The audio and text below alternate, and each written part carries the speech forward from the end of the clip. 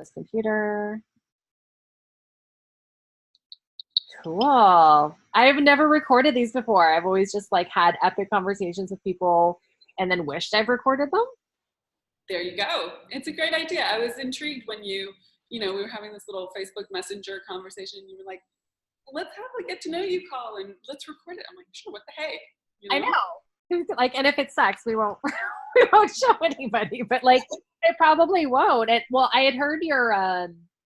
I'm not on Facebook a ton. Like, I'm on there. I do what I need to do, and I'm off. And then you caught my eye, and I forget what the topic was, but I listened to it for like 2 minutes. I was like, this is my kind of people. She's speaking my language right here. And then I messaged you. So it must have been one of the Facebook Lives. I do them occasionally. Yeah.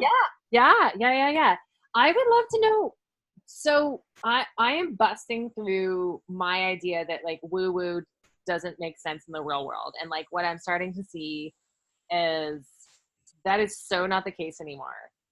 Like people are so open to like chakra clearings and shamanic this, and like there is just this literally awakening. But I'd love to hear what got you involved and how long has that been your reality. And well, I don't know that I do chakra clearings or but there's like this thing of like talking about soul and talking about reading from spirit. I think it's a really good question, because if you had talked to me 15 years ago, 14 years ago, I don't know, long time ago, 20 years ago, whatever, upbringing, I'd be like, I would call it crunchy granola. I was like, I'm not into that. Yes. Yes, exactly. It didn't make any sense to me. And so I had to do my own kind of process in terms of walking the personal growth path. And there was like incremental steps that I took along the way. And, it used to be that I would only read books by someone who had a PhD after their name or something like that. And I've had a huge evolution with it. And it's all been good. Like it's built in itself. And I had to take those steps and go in the path that I had to take with it. And I think what I like about, to toot my own horn, what I like about my approach is that I am grounded in that, like, don't be too woo-woo with me. Like, don't be too off the ground. Like, bring it to some sort of grounded place. And so when I talk about, your spiritual directive in life or using that language, it's with an energy of groundedness and practicality. Mm-hmm.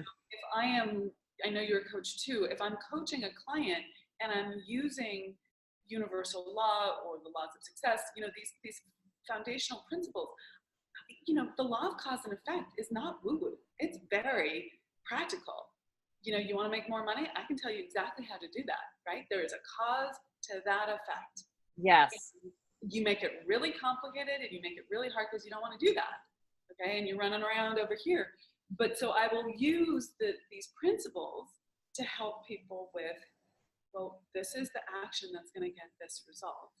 How do you get out of your own way around that, and clear the gunk? But none of this is without logic or without reason and an end game. Like the end game of the thing that you want is on the other side, and it isn't woo-woo for woo-woo's sake. Because I've been deeply embedded in both camps. Like I trained in spiritual psychotherapy. I trained in Reiki when I was 15 because I healed from a car accident. So I didn't heal when I was 15. It was like 15 to 26 healing journey of healing chronic pain. But the entry points of doing Reiki and doing this, and like there's a whole bunch of people that are like no to money and no to this world and no to societal structures, and it's futile. I have a really strong stance on that. Can I share my stance on it? Yes. I think and so many people are going to hate this, so I'm willing to take the hit. Okay. Go for it. Like, there's a stance in the spiritual community that's it's not spiritual to make money. And I think that's BS. Yes. Okay? Because the universe, the energy that is an expanding energy. It is for more.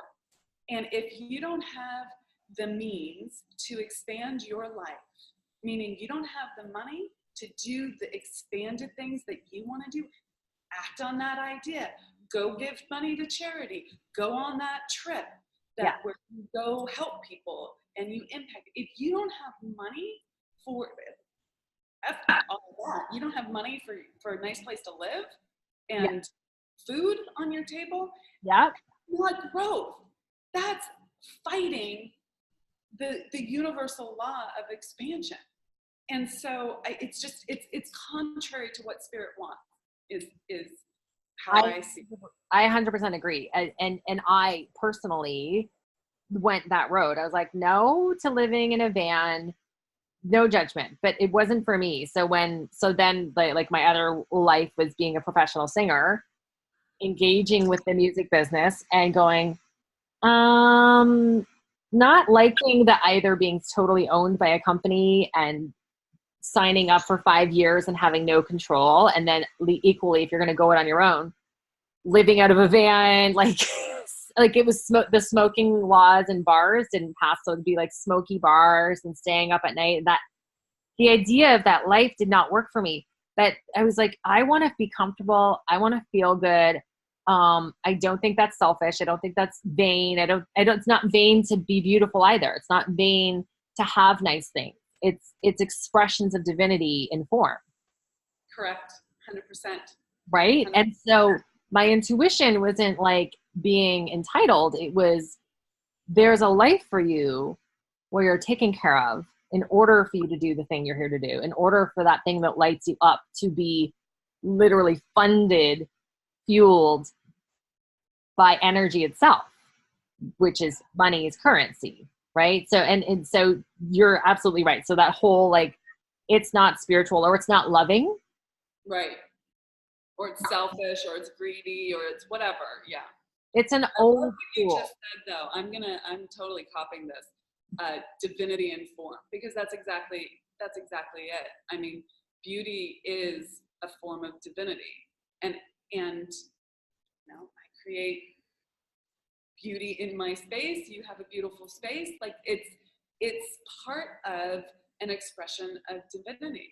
And so, and to your point, like for many years, let's just go back, like,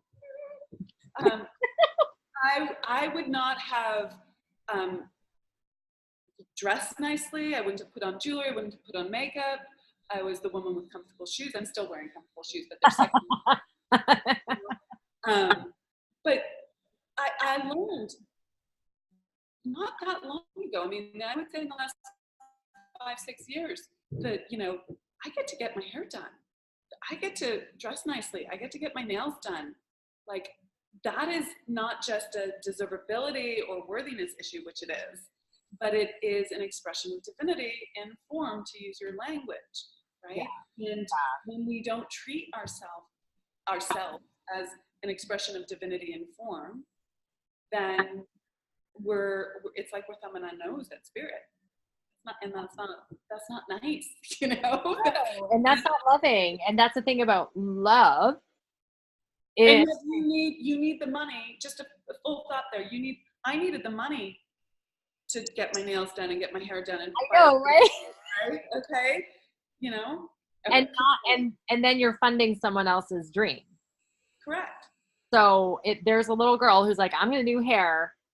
I'm going to do nails. And I'm going to, and I'm sure some people are in a job they don't want to be in, but I know several people that's their joy and that's their bliss. And they're like, I get to create art. I get to make people beautiful. And by going, oh no, okay, you're cutting off that source to their divinity and form. Correct. You're cutting off that more life expression, more life for everyone. Yeah. Yeah. And I've never said that before, I don't think. Like there's oftentimes it's the direct contact to someone and then it'll be whatever it's You're going to saying it all the time, divinity in form. Use it. I was talking to Jenna. We just met. Recorded this call. So, no, I mean, it's a great phrase. I think it's spot on. Yeah. And I think it's such a great way to change the paradigm because I don't believe in fighting an existing form, but becoming the change, like becoming the difference, right? So you became the difference. You're like, I like this, I claim it. I like this, I claim it. I'm being it. And then, as soon as I got on the Zoom with you, I'm like, oh, you look so pretty. And you got the pretty background and it's expansive, like all of those micro communications of you claiming who you are in the world. And then you're the billboard. Totally. And let me just say for anyone, if we do decide to share this, then anyone's listening, like one of the things that I think gets in people's way is when they see someone and they go, wow, she's got a great life, or wow, she's so pretty. Thank you, by the way. And then they compare themselves to where they are. Yeah. And they get hopeless or diminished or somehow jealous or competitive or any of that.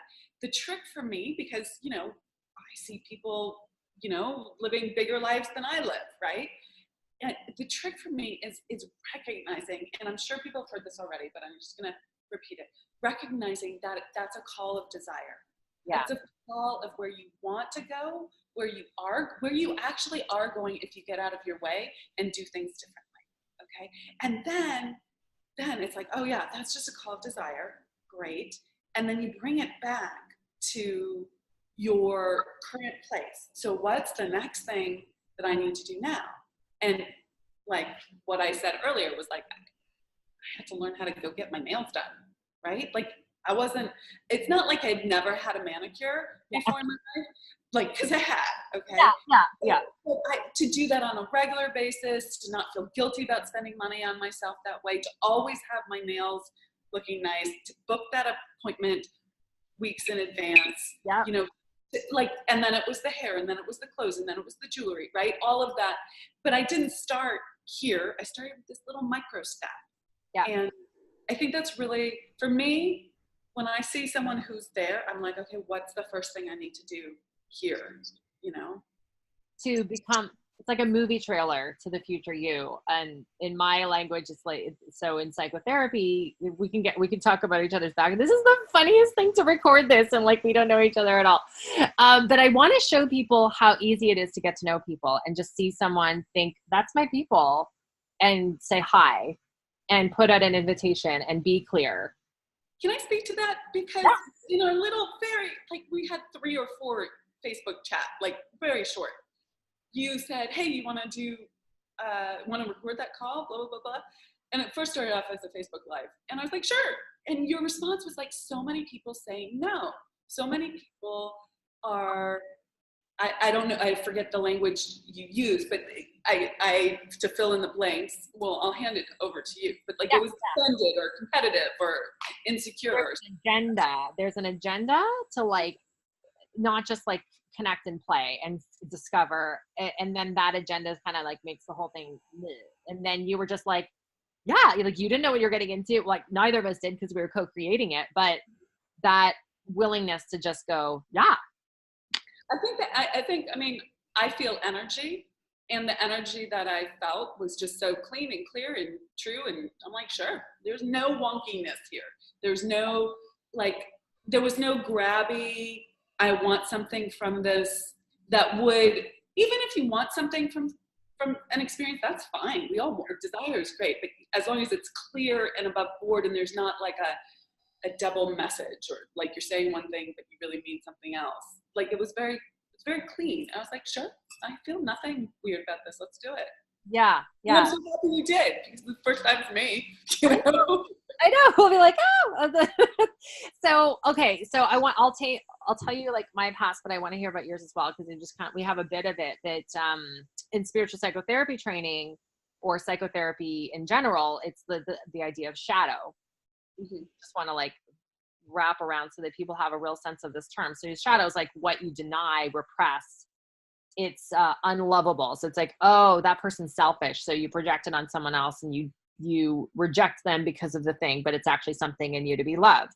So the concept of shadow is familiar to a lot of people, but the light shadow, interesting. The light shadow is what you just said. Oh, that person's beautiful and their hair's done and and now you could go to, fuck that bitch. You could go to that. I was just having this conversation. Can I share about this? Yeah. Because, I had the kind of negative reaction, owning it, okay?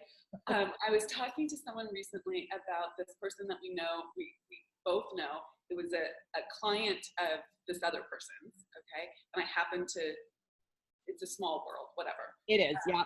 Mm-hmm. And we were talking about, I forget how we got on. Anyways, she is a very sexy woman. Like, I feel like I'm sexy, but I don't have like a low-cut shirt on right now. I'm not wearing, I do have Louis Vuitton shoes, but I'm not wearing them right now. Like, I'm not like, like walking with boobs out and butt out and all of this stuff. And the person I was talking to was like, oh, she's a really beautiful woman. And I realized, oh, that's me. I hadn't really realized it. I mean, it's obvious saying it out loud. Okay, now it's totally obvious. But in the moment, I thought I was just like, oh, we were talking about how overt people are on social media. And that person popped into my head. And I realized, oh, maybe that's that light shadow, to use your word. You know, she was owning her sexuality, and I was seeing it as insecurity. And it wasn't really that. It was my negative reaction to someone who was owning her sexuality in a way that maybe I wouldn't, but doesn't matter, right? Like, own it in your own flavor. Like, it doesn't have to look like that, but there's something about seeing somebody, and I'm stepping into this year. We'll uncover that in this chat jam that's going on, is, you know, to see the thing in somebody else, but then to give yourself permission to be your own expression of it in your own unique way. It's like sexy is the red lips or whatever. Like today I'm like top bun, sweatshirt, because it's gray out and that's how I feel. Like, you know, it's like the new sexy is really just like radical authenticity. Like, this is me now, here, hi. Yeah. And there's the boobs and there's the this, but like to your whole conversation, there is this like overtness that is going on of like showing stuff. And like there's shadow side to that, you know, like I was brought up that smart women weren't sexy. Sexy women weren't smart, right? So that's my shadow. That's what I bring to the table. Taken seriously in business, right? Like you'd have to like desexualize yourself or like tone it down so that you're taken seriously. And I even had someone, I was at an event maybe a month ago, and she was looking at my website. She's curious about what I did. And on my website, there's pictures of me, of course. And she's like, that one's really too sexy. And I was like, oh, is it? You know? It was fun, right? Like, it's funny. No, that's why I'm laughing, because it's like that says nothing about you. That's just, I love the idea, if you know, from an entrepreneurial perspective, of rejection marketing as well. Of like, if you swear, you swear. If you wear sexy clothes, you wear sexy clothes. Like if you are woo woo and you know you talk to unicorns, you put that on there, so then people can go, not me person, or that's not me, or like, hell no. Like they can instantly, and I just think there's so much power in that. It just like this is me. It saves you a lot of time, that's for sure. You know? Yeah. And angst, and like, we don't need to have this conversation, right? Proving, convincing. I'm so like, I know, like, we're both coaches, and I don't believe in competition. I believe in amplification. It's like, I do want to know more about who you serve, what your unique thing is, like what people's results are, what they come in through, and then what they leave as, because I just find that fascinating. And the more I know that, it's like, this person needs this person, not what I do. Because I realize, okay, my cat is angry that I'm not paying attention to her. Can you hear the papers? Okay. No, I wouldn't have paid attention to it if you hadn't pointed it out. I know, but just for like the audio, I'm just gonna, you know, if people have cats that act out, just like they need attention. Put it out there. Yeah, she's like, I think you're done now, and I think like I should be on your lap and not your laptop. I also usually am in my office that has like this other background, but I'm like, no, I'm here today. This is how we're going to do our conversation. So maybe let's jump in. So who do you work with? Who comes to you? What are they looking for? What do they leave with? Yeah, so I work with primarily women entrepreneurs, sometimes women in high-level management positions, VPs and above, Yeah. And occasionally with their partners, and oftentimes that's male partners. The male partners are kind of behind the scenes a little bit. But so primarily women entrepreneurs, women in small business owners, and women in corporate who are really looking to make a quantum leap in their life. That can be for the entrepreneur and the business owner, financial quantum leaps. Mm-hmm. People go from being the person who makes 50, 60, 70, 80,000 to making quantum leap. They pass the six-figure mark. Or if you're coming to me and you've already made 300 or 400 a year and you want to get to the $1 million mark, like what is the big quantum leap for you? Mm. Oftentimes people start off with, I just want to do this, and we dig in and they have much bigger desires. And I'm really about owning your desire because it's your full potential. It's your potential calling to you, and you need to really step into that. So fundamentally, I work frontline with helping people make a lot more money quickly. And that requires changing how they approach everything in their life and their business. Mm-hmm. Don't take everything all at once because that would be overwhelm. Yeah. And that's what most people do on their own, right? So that's why they need coaches and guides, because they're like, okay, when I start working with people, I'll tell you in a little second, it's like 2 minutes. Yeah. 1 sentence, like go for a 10-minute walk. Like it's just these like baby beginner weavings. And I think when people read the books or do the self programs, they overwhelm themselves. Yeah. I think you can do a lot of work quickly if it's targeted and you learn, speaking to your shadow work, like I work a lot with what people are denying, what they're resisting, what the subconscious is throwing, up hissy fits about, right? What the patterns and the programming that have been driving them their whole lives, and keeping them, quite frankly, in a paradigm of middle class thinking and living. Mm. And how you can't have a new result based on the thinking that you've already done. If you want to go from low six figures to over $1 million in 1 year, you have to become a radically different thinker. You're still essentially divine self, still the same, okay? But how you're approaching what you're doing, how you're thinking has to radically change. Yeah. And so I really work on that inner game, and then very tactical, simplified, strategic steps so that they're not splattered. And really getting clear so they see the opportunities. Some of with the corporate clients, like the ones that are, not in the system. Yeah. They're not running their own business and have that kind of agency to like radically change it. Yeah. There's still opportunities within their world that they are not seeing or taking advantage of, and they can make they have made radical advancements financially, but we take a slightly different approach to that. Yeah, because it's true, because there is a system, and you're a very grounded, like you're using, again, universal, I say for people that are very spiritual, it's like those sort of like other dimensions, like the higher vibrational dimensions. It's like you need to pour them into this one in order for it to matter. Yeah. Because if you're flying around on a different star system, that's great, but you came here as a human. Right. We have the spiritual plane and we have the human plane. And of course, we are spiritual beings in a human body, but we're also human beings with a spirit going through us. Okay? Yeah. And it's not that we want to separate from spirit or have a dualistic framework. And I love living in a beautiful place. So I need, on this human plane, to figure out how that works.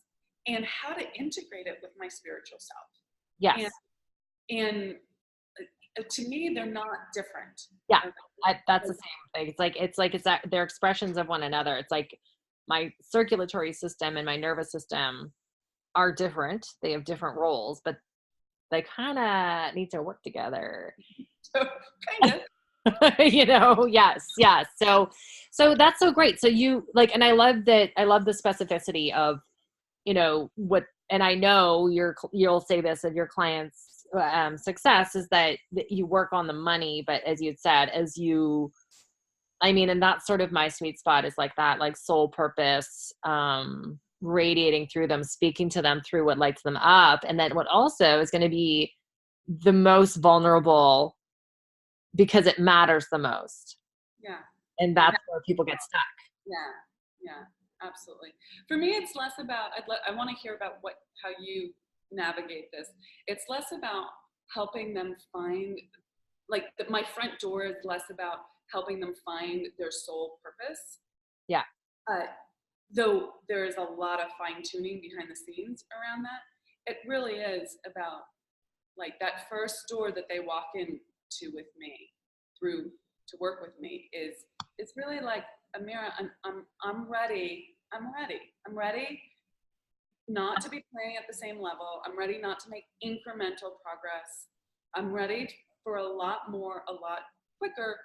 And I'm overwhelmed and I'm not seeing the answers, right? And could you speak in a language that makes sense to all of me? Because most of my women have a very strong spiritual side and they're driven at the same time. So that's cool. They need both. Yeah. Yes. Yeah. When I've gone to just business coaches and then they're just so business, I'm like, I need both. And just at the beginning, I don't know if I pressed record yet at the beginning, like just this growing amount of integration has been off the chain. So my front door, which is interesting, I've had a referral based business for 10 years. So it's like people go get results, people come. And so I haven't had to think too much about it, but now I'm growing beyond just one-on-one coaching. So it'll be events where I'll be singing and speaking. So I can bring the singing back. I call it my own rich white man, which my mom doesn't like. Say that again. What do you call it? Being my own rich white man. So like I'm the record owner, I'm the funder. I'm the one at the seat of the table that's making the choices about what transpires with my own life. Let's call yourself Beyonce. Right. So she did that because she like literally. She's a black woman. Right. She fired her dad. She runs her own. I mean, I don't know what kind of collaboration she has with her husband, who's a very successful record producer. Right. But she does. I mean, she runs her ship. Yeah. I mean, no one does anything on their own. Right? No. There's all the people on the ship that you need to run, but that running it. And so just, having that my own agency, like you had said. So that's what's happening now. And so that requires me to think about these things. But up until now, people have come, they've done some therapy, they've done this, they've done that. They've done lots of self-work. And there's still something that hasn't clicked into gear or hasn't unleashed or whatever. And so by the time people get me, they're usually pretty like, there's a level of desperation of there's something in me that needs to get out there. There's a life I need to live. And so typically midlife, like kids have grown up, there's some parental care. There's like a lot of old things that keep them from truly being present and capable of seeing where they're headed, of capable of letting that desire, that life force within them actually run the show. So I help people transform. That's essentially it. It's like bring in all your pieces. Your body, your heart, your mind, your spirit are all different intelligence systems. Like I said, your nervous system and your skeletal. So like nobody's been taught this. How does your body sensation actually talk to you? Right? To stop, like, just, a lot of people are taking anxiety medication and depression medication. It's like what your emotions are intelligence. So learn how to clear them, learn how to do this yourself. And my biggest love is like, don't work with me forever. Learn it, own it, become it, go fly. Like, this shouldn't be a forever thing. This should be, so coming from the psychotherapy model, it just was very slow. And then I did a stint as a personal trainer, and then I could just see like the okay, here's the trajectory. We spend this much time together. Here's the package that you bought, and how that would increase people's results because they've committed to a package, they've committed to a frequency that allows us to actually do the work needed to get to the end game. And once they get to that end game, all of the other potentials that have been unleashed because they've done the one thing. And now they're like, I'm dating again, or I'm this, or I've cleaned out my closet. Like all of the secondary gains are off the chain, like money. Yeah. I made double in my business. Like, they might come to me for emotional freedom or feeling like they're burdened or they're exhausted or overwhelmed. And it's like, okay, but now that we've unleashed all of that stuff, of this, and the other thing. So it really is that, like, people that watch Oprah or into Brene Brown or like wanting that authentic life, wanting their true self to shine through and like own that's who I work with. Awesome. So tell me what, in your own words, like did you call it spiritual psychotherapy? Was that the phrase? Tell me more about like how you're integrating those two things. So someone will tell me about their week, and then I can feel, and I do shamanic intuitive healing. So, and then I can kind of feel into where to go with that. So on a psychotherapeutic model, is it emotions? Is it past woundings? Is it, those psychotherapy elements? Is it something from the past? Is it a loop we need to reprogram? From a transformational coaching perspective, we go present to future. So they work really, really well together, because once you've created a new future, this from the past comes up to clear, and so we're always going through spirals. So I show up with everything. So when I do work with somebody, it's like whatever we need in the moment, we'll do a clearing, or we'll do a visioning, or we'll just work something through story. It's kind of hard to tell, but it's like just whatever we need to do, we'll do. Yeah. It sounds like you're really intuitive. Yes. And yeah. Oops. Oh, that's you. Sorry. I thought that was my phone. She found another piece of paper. So would you say that you were, that those gifts were natural gifts that you have honed through your training, or like your training unleashed and opened something for you?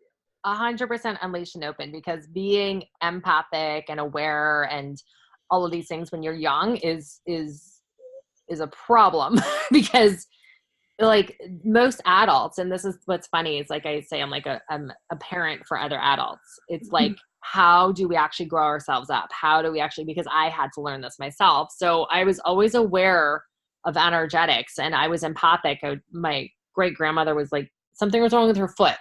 And then I started rubbing my foot, and then my mom got me in trouble because she thought I was mocking her, but I didn't understand that I was an empath.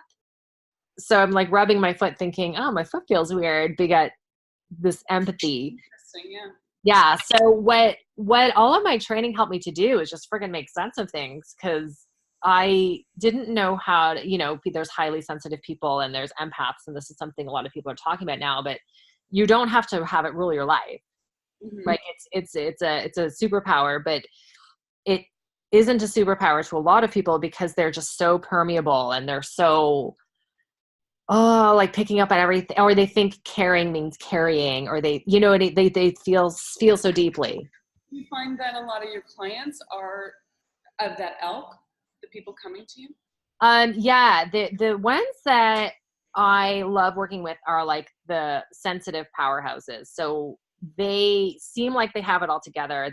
They're the one everyone else comes to, but they're very sensitive. Their heart is very big, and there isn't a lot of times where they feel like they can really show up like that because they're always feeling like the one capable. emotionally in the room.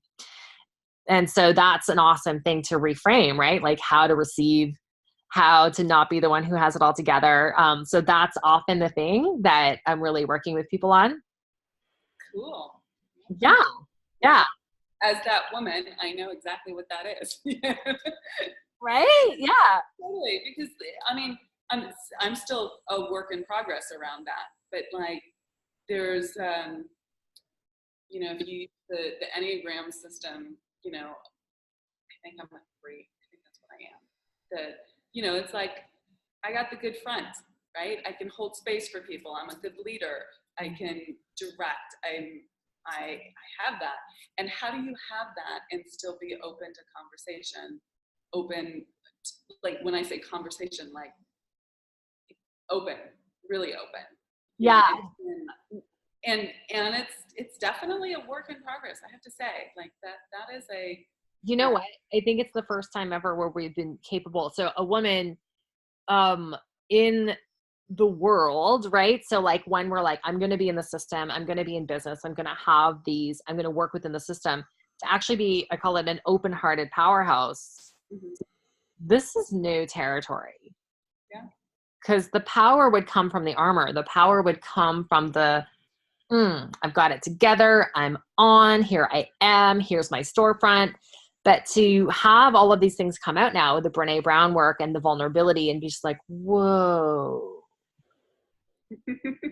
just me is vulnerable, like literally like the word vulnerable. And it's new.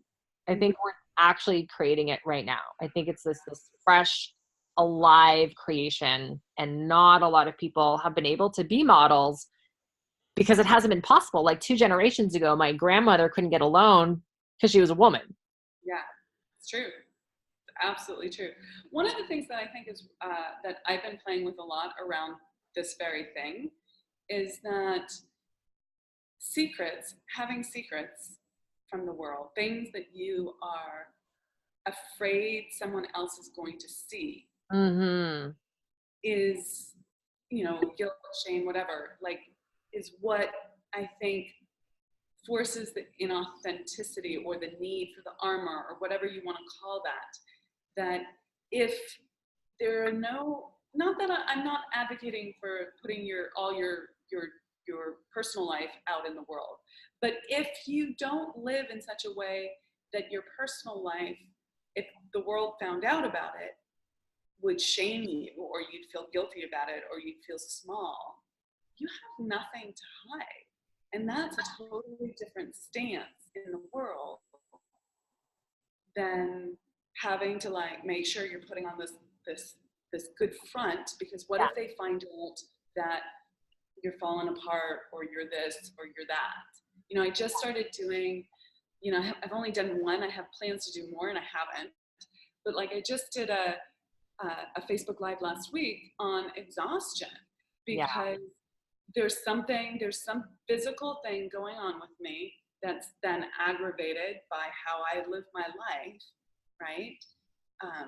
That is causing exhaustion. And I'm used to being an Energizer bunny and like going nonstop, and it hasn't stopped me. It has impacted my life. And I realized that there was this way I was showing up in the world where I was saying, be unstoppable, like my brand is Unstoppable Woman, right? Like be unstoppable. And yet I was having all this stuff, this physical stuff come up. And we're whole people, so how much of that is an emotional thing or stress response or mental or whatever? But there's, I'm working with a practitioner, all that's good. But like, I realized that felt like there was a gap there. Like, what if someone questioned me about blah, blah, blah, and I would have to sit there and be like, I've never gotten tired before. Like, that's just not true, okay? That's just a really current example. I love that you gave that example, because one, energetic upgrades are a real thing. Yeah. So when your phone, you have to plug in your phone when it's doing an upgrade. Yeah. That happens to humans.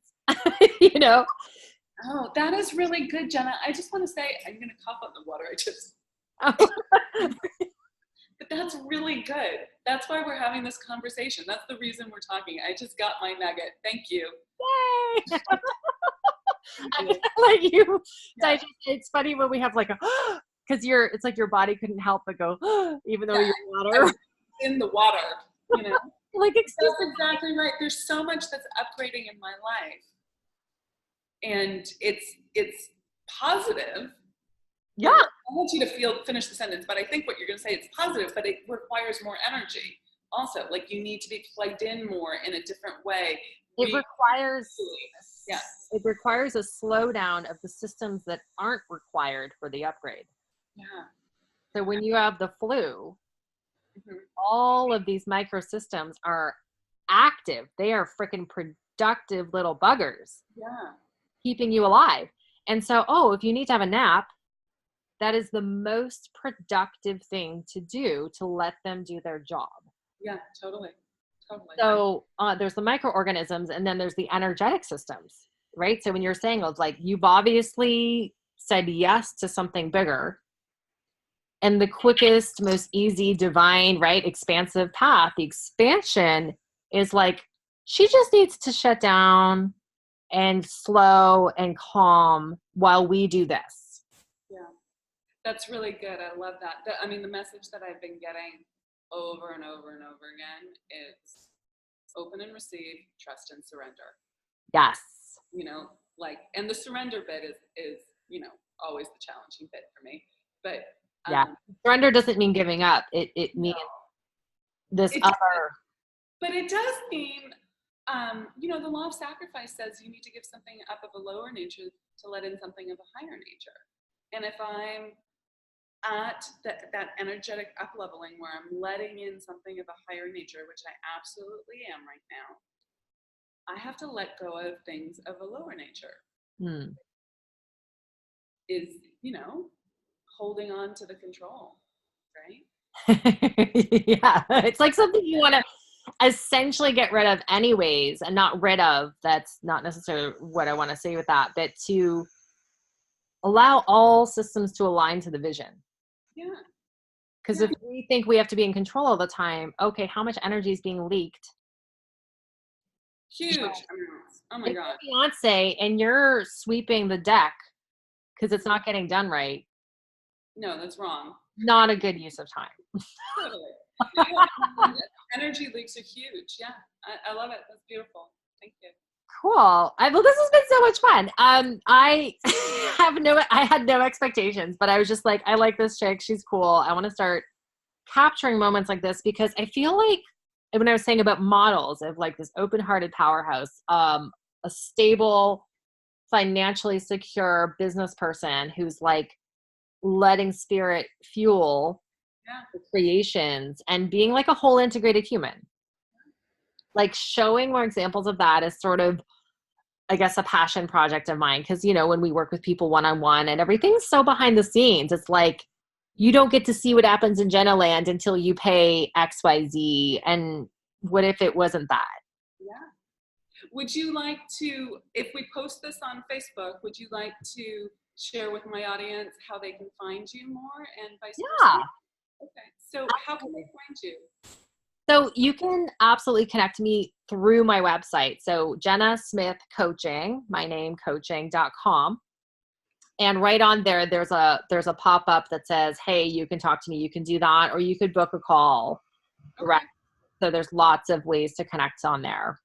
Okay. JennaSmithCoaching.com. Got it. And for me, it's either theunstoppablewoman.com, or you can go to, if people are interested in my methodology, if you will, like how I look at desire, how I look at the subconscious and denial, and what all the steps are to making a breakthrough with money and making that quantum leap. I have a great, like a quick video training on it. Oh, cool. And it's AmiraAlvarez.com/money breakthrough system. I'm just thinking if there's hyphens in there or not. I think we took the hyphens out. Hold on. Hold the thought. I have to go look. Figure it out. That's so funny. I'm like, we changed it. I know we changed it. Money-breakthrough. There we go. Dash breakthrough. Okay. Yeah, I'm glad I looked. AmiraAlvarez.com/ money dash breakthrough. money Yeah. dash breakthrough. Yeah. I want to do that. It's like, I love this. It's my, I call it the manifestation matrix. It's how you go through the different steps of, and it's a matrix because we need to talk about it linearly because our brains function that way when we're trying to break down an idea. But really the way life happens is sometimes you're here and then this is the next step and then this is right. It's not happening systematically like this, but you do need to learn it. Like, okay, this is why this is important. This is why this is important. This is why, and they all work together. Yeah, I love that. My DIY program is called You Are the Manual. Love it. How your mind, body, heart, and spirit intelligence systems work. So it's like, this works this way, this works this way. And when you can know, right, you're the captain of the ship. You're like, oh, I hear you, mind. I hear you, body. Yeah, I got you, emotions. And then you get the signs from the universe. And it's like, what? Navigating life is easy. It's not always easy, but it's easier. Yeah, I mean, I have so much to say on that. Gosh, we could talk forever. But I like my frame that like I give my clients, that I hold for people, that is the truth, is that we live in an easy and abundant universe. We don't need to make it hard. We do. We don't need to be in scarcity. And people are in time scarcity. They're in energy scarcity. They're in money scarcity. Romantic scarcity. There's a amount of people like, oh, I'll never meet the. And it's not a scarce universe. There is more money out there in the universe now than there has ever been before. It keeps expanding. Okay? You want to get some? Let's figure that out. Do you want more love? It's expanding. There's no lack of love in this world. Okay? There's a perception issue for sure. Okay? So, and we live in an easy universe. Anything that you're experiencing that is hard is an untruth. Mm-hmm. Mm-hmm. Okay? Mm-hmm. And it's not that I don't walk the walk. I walk the walk. I'm like, why am I making this so hard? Right? This doesn't have to be hard right now. And then I do the work around it. But like, absolutely. And the work means bringing truth back to the perception that isn't in alignment with the nature and the universe and the way things can be and should be and are our nature. Yeah, we're very similar that way. Yeah, if you think God is love, why, and everything is God, why would there be any truth to unlove? Anything that's outside of that? It's just not true. Mm-hmm. We're humans though, so we see the other half. Okay, we see the polarity of that. And we've been programmed for reasons we don't need to get into. And it's not a conspiracy theory thing. It's just that at some point it felt like a good idea to have people feel somewhat unworthy so that they could be corralled into like a safe. There's times in life, like we're in such a different time, but there are times where like people really did need to be controlled to be safe.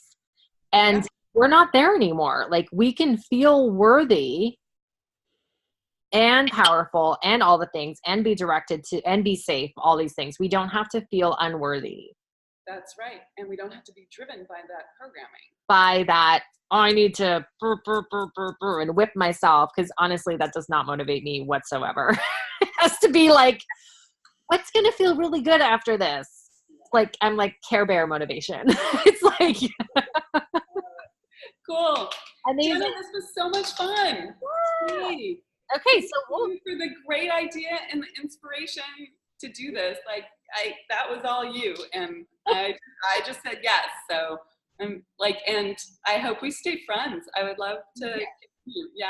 Yeah. We'll continue this conversation, and so I'll press end record now. She'll just stop recording.